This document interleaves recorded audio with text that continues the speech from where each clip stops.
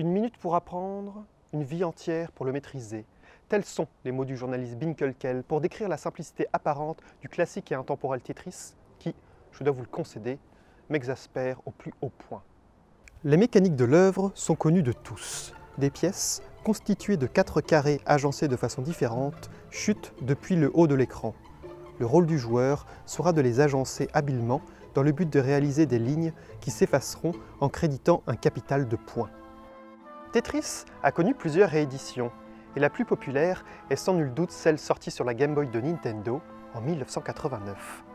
L'œuvre est à l'origine développée sur l'antique ordinateur russe Electronica 60 en 1984 par Alexei Pajitnov, alors chercheur dans la reconnaissance automatique de la parole. La machine informatique soviétique de l'époque ne disposait pas encore d'interface graphique. Tetris n'était alors constitué que d'austères caractères alphanumériques. La zone de jeu était constituée de points d'exclamation exprimant avec finesse notre étonnement de voir surgir une œuvre vidéoludique des entrailles de cette machine ascétique.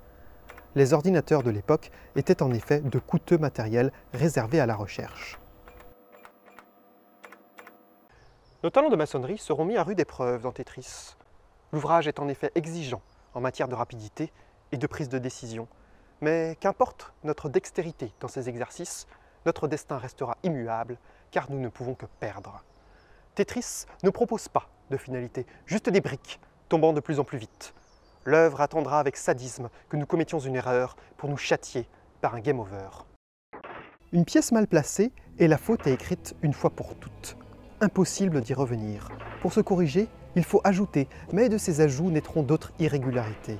L'empilement de notre maladresse finira par nous faire toucher le pinacle de l'écran. C'est au-delà de ce sommet interdit que réside le Dieu créateur des pièces du jeu. Cette divinité détruira impitoyablement notre tour de Babel en nous ramenant au sol. Cette impossibilité de gagner rendra même perplexes ces outils de pure rationalité que sont les intelligences artificielles. Citons par exemple le cas de l'IA développée par Tom Murphy. Face à Tetris, elle choisit la meilleure action possible, c'est-à-dire de mettre le jeu en pause pendant un temps infini. Sublime démonstration de l'absurdité de cette œuvre. Le meilleur moyen de ne pas perdre est de ne pas jouer.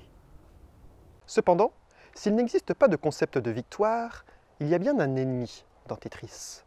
Cet adversaire est personnifié par le désordre. L'œuvre nous rappellera à chaque partie l'importance d'organiser nos petits carrés, et l'ouvrage nous fera rapidement ravaler nos ambitions de sculpteur en 2 dimensions. Tetris veut nous voir ordonner des petits cubes pathétiques sous la contrainte écrasante de son pouvoir autoritaire et destructeur. L'éloge de l'ordre face à un désordre relatif. Voilà le message totalitaire et dangereux de Tetris. Un message qui nous rappellera les heures les plus sombres de notre histoire.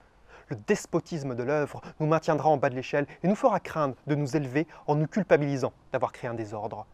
Or, comme je me plais souvent à le dire, il n'y a pas de désordre, il y a des ordres.